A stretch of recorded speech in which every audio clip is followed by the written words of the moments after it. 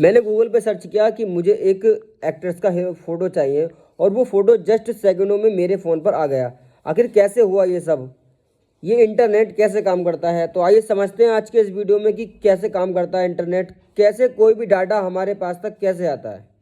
Internet यानी कि inter connected network, यानी कि कोई भी मोबाइल, लैपटॉप, कंप्यूटर या अन्य डिवाइस जो है वो जुड़ी होती है नेटवर्क के थ्रू। यानी कि कोई भी डाटा कहीं से अगर आपको ट्रांसफ़र करना है या लेना है या फिर कोई भी गूगल पे हमें कुछ सर्च करके कुछ भी मंगाना है, तो वो होता है आपका नेटवर्क के थ्रू सारा काम।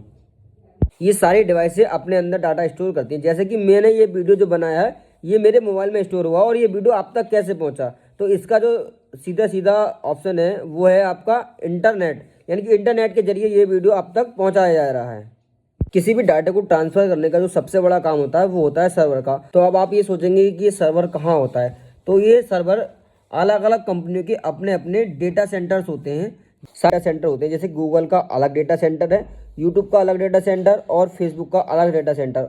ऐसे ही कई सारी वेबसाइटों के अलग अलग डेटा सेंटर्स होते हैं, जबकि सभी वेबसाइटों के डेटा सेंटर नहीं होते। कुछ वेबसाइट है जो डेटा सेंटर बने हुए हैं कंपनियों के, उनके थ्रू काम करते हैं। लेकिन आप अभी भी कन्फ्यूजन में होंगे कि ये डेटा सेंटर इतनी दूर होने के बावजूद भी कोई भी डाटा हमारे पास इजीली कैसे पहुंचाते हैं। तो इसके दो तरीके हो सकते हैं।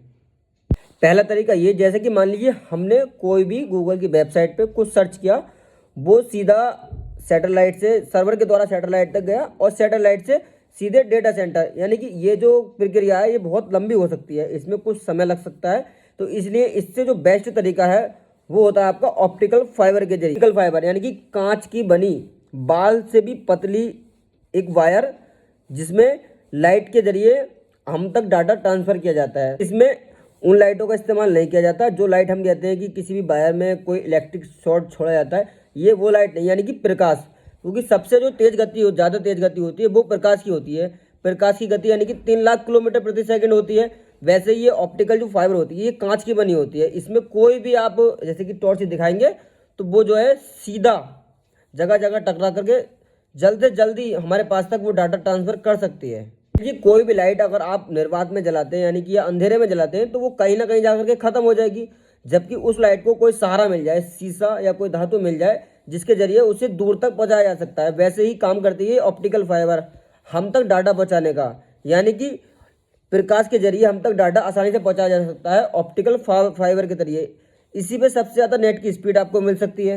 आपने कहीं ना कहीं तो देखा होगा कि जगह जगह सड़कों पर बहुत सारे मोटे मोटे केबल्स जो बिछाए जाते हैं नीचे, और ऐसे ही केबल्स बिछाए जाते हैं समुद्र में। सबसे ज़्यादा समुद्र में ऐसे केबल्स होते हैं जो हम तक डाटा ट्रांसफ़र करने के लिए बिछाए जाते हैं। आपने अपने मोबाइल पे कुछ सर्च किया, यानी कि वो जो आपने सर्च किया है वो सर्वर के द्वारा आपके नज़दीकी जो टावर लगा है वहाँ तक जाएगा, और उस टावर के जरिए जो उसके नीचे से तारें बिछी हुई हैं यानी कि जो ऑप्टिकल फाइबर, उसके जरिए जाएगा आपका डेटा सेंटर।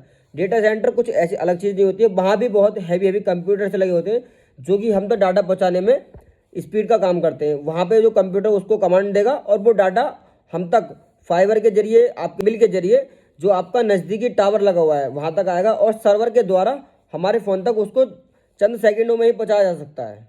कुछ इस प्रकार इंटरनेट हमारे यहाँ काम करता है, और इसमें सबसे बड़ी जो अहम भूमिका होती है वो होती है आईपी की, यानी कि इंटरनेट प्रोटोकॉल।